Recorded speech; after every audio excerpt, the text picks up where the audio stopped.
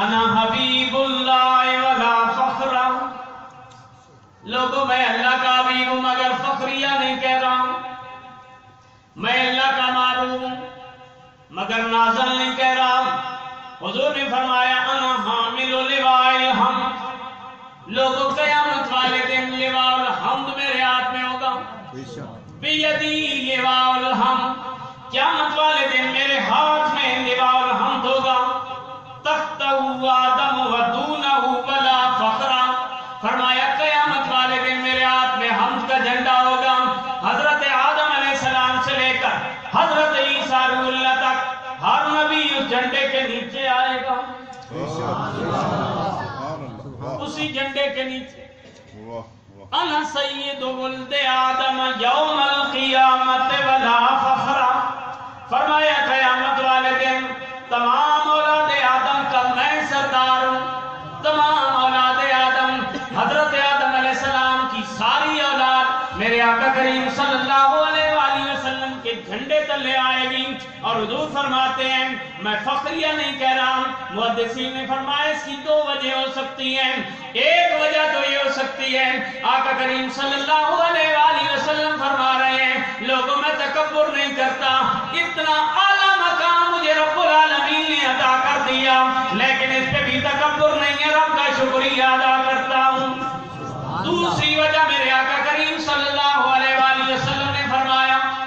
میں فخریہ نہیں کہتا، محدثین نے فرمایا دوسری وجہ یہ ہے، فرمایا میرا مقام یہ ہے حضرت آدم سے لے کے حضرت عیسیٰ تک ہر پیغمبر میرے جھنڈے کے نیچے آئے گا، حضرت آدم کی ساری اولاد میرے جھنڈے کے نیچے آئے گی، اور میں فخریہ نہیں کہہ رہا،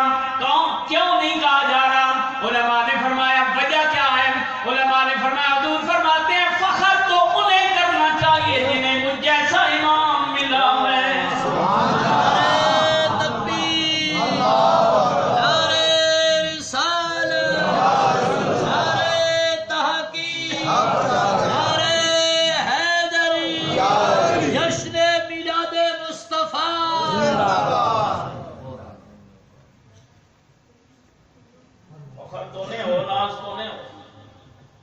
جنہیں امام الانبیاء جیسا سربراہ ملا ہے۔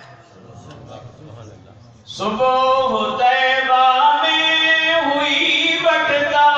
ہے بڑا دور کا، صبح طیبہ میں ہوئی بٹتا ہے بڑا دور کا، صدقہ لینے نور کا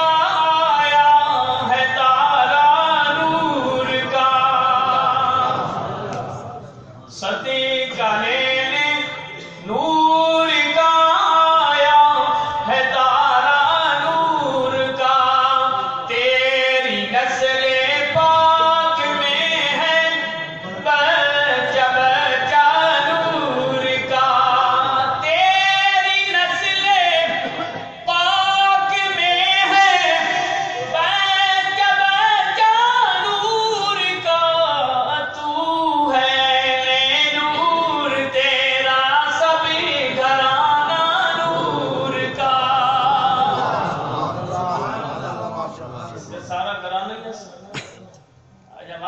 پیدا ہوتے ہیں